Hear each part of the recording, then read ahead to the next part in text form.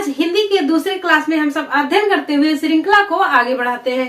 तो हमने सबसे पहले क्या पढ़ा, पहले वाले क्लास में क्या पढ़ा था कि भाषा की जो सबसे छोटी इकाई है वह वर्ण है और वर्णों से मिलाकर शब्द बनाया गया, शब्दों से मिलाकर वाक्य बनाया गया और कई वाक्यों को मिलाकर भाषा बनाया गया।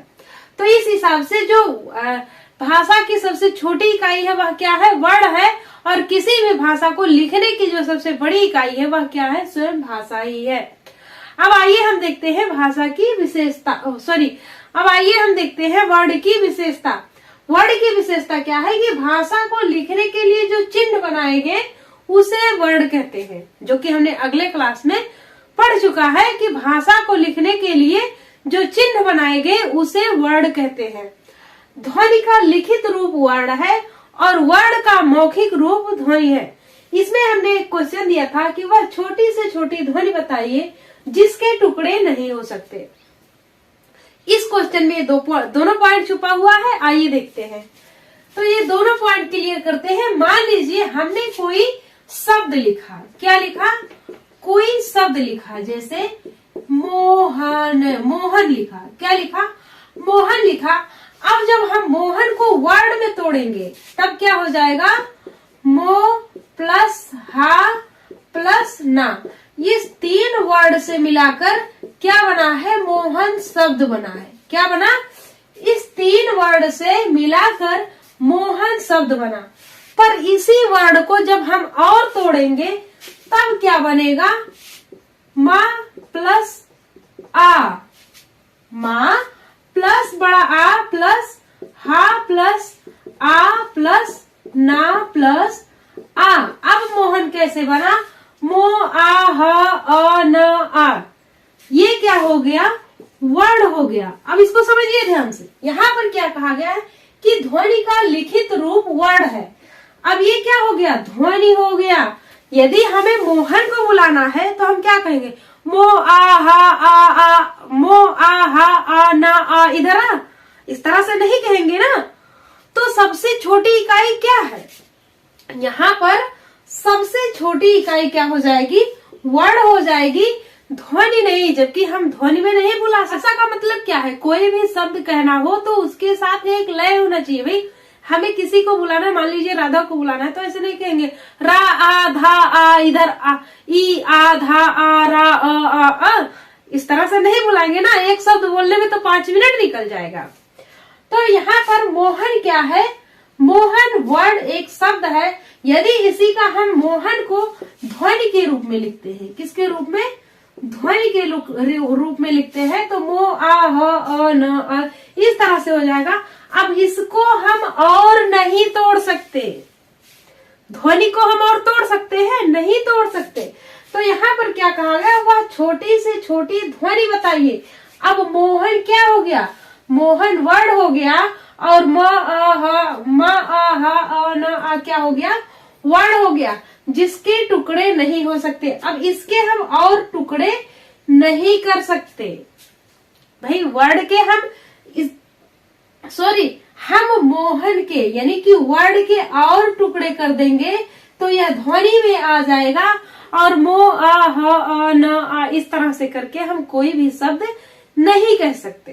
तो यहाँ पर वह छोटी से छोटी ध्वनि बताइए जिसके टुकड़े नहीं हो सकते। इसका आंसर क्या हो जाएगा, वर्ड। क्या हो जाएगा, वर्ड। तो आई होप आपको कंफ्यूजन नहीं होगा जब कभी भी इस तरह का बझा के क्वेश्चन पूछा जाएगा। तो चलिए आगे देखते हैं। आगे का पॉइंट क्या है हमारा, वर्ड को ही लिपि चिन्ह कहते हैं। क्या है, वर्ड को ही लिपि चिन्ह कहते हैं। प्रत्येक भाषा की अपनी लिपि होती है जिसमें उस भाषा को लिखा जाता है। वर्ड को ही लिपि चिन्ह कहते हैं और प्रत्येक भाषा की अपनी लिपि होती है जिसमें वह भाषा लिखा जाता है, चाहे वह हिंदी हो, इंग्लिश हो, उर्दू हो, कोई भी भाषा हो, उसकी अपनी एक लिपि होती है। जैसे देखिए हिंदी की लिपि क्या है, देवनागरी लिपि, जिसमें हम लोग का खा गा घा लिखते हैं। अंग्रेजी की लिपि क्या है, रोमन लिपि, जिसमें ABCD लिखा जाता है। उर्दू की लिपि क्या है, फारसी, जिसमें उर्दू लिखा जाता है और उर्दू के अक्षरों का ज्ञान मुझे नहीं है, नहीं तो मैं आपसे जरूर शेयर करूँ। आइए एग्जाम्पल समझते हैं। जैसे देखिए, राम मेरे साथ है। अब राम मेरे साथ है, यदि हम इसकी लिखावट देखें तो लिखावट किस लिपि में है? रोमन लिपि में है। पर यह भाषा कौन सी है? हिंदी भाषा है। कौन सी भाषा है? हिंदी भाषा है। तो हम क्या कह सकते हैं? प्रत्येक भाषा अपनी ही लिपि में लिखी जाए यह जरूरी नहीं है। भाषा को हम दूसरी लिपि में भी लिख सकते हैं। तो यहाँ पर क्वेश्चन क्या बनता है? किसी भाषा को दूसरी लिपि में लिखा जा सकता है?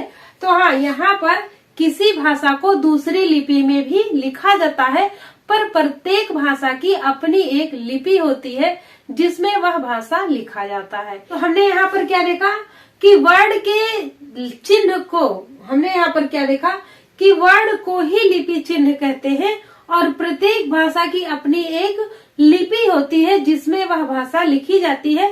पर जरूरी नहीं है कि प्रत्येक भाषा अपनी ही लिपि में लिखी जाए, वह दूसरी लिपि में भी लिखी जा सकती है।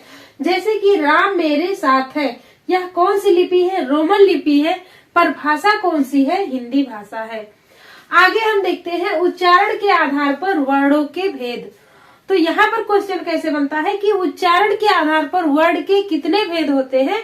तो उच्चारण के आधार पर वर्ड के दो भेद होते हैं, स्वर और व्यंजन। स्वर वे वर्ड होते हैं जो स्वयं उच्चारित होते हैं, उन्हें उच्चारण के लिए किसी व्यंजन की आवश्यकता, किसी अन्य या किसी व्यंजन की आवश्यकता नहीं लेनी पड़ती है। और व्यंजन वे वर्ड हैं जो कि स्वरों की सहायता से बोले जाते हैं या उच्चारित होते हैं।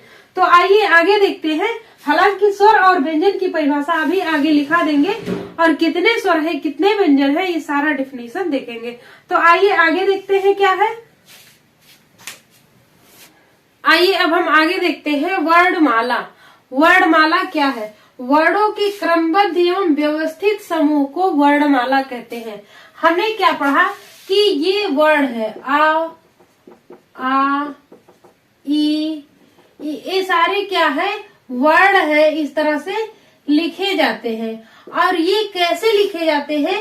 एक क्रम में लिखे जाते हैं। ये सारे वर्ड है और ये कैसे लिखे जाते हैं? एक क्रम में लिखे जाते हैं और इसी को क्या कहते हैं?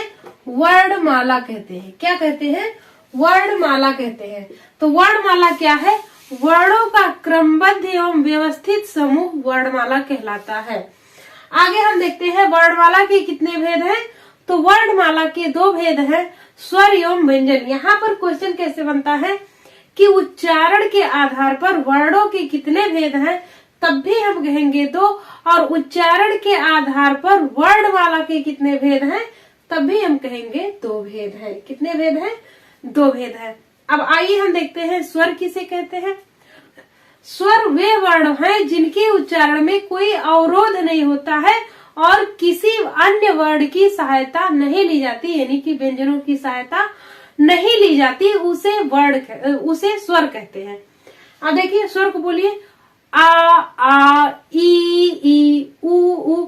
तो यहाँ पर किसी भी व्यंजन के वर्ण की सहायता नहीं ली जाती, इसे स्वर कहते हैं। तो स्वर की परिभाषा क्या है?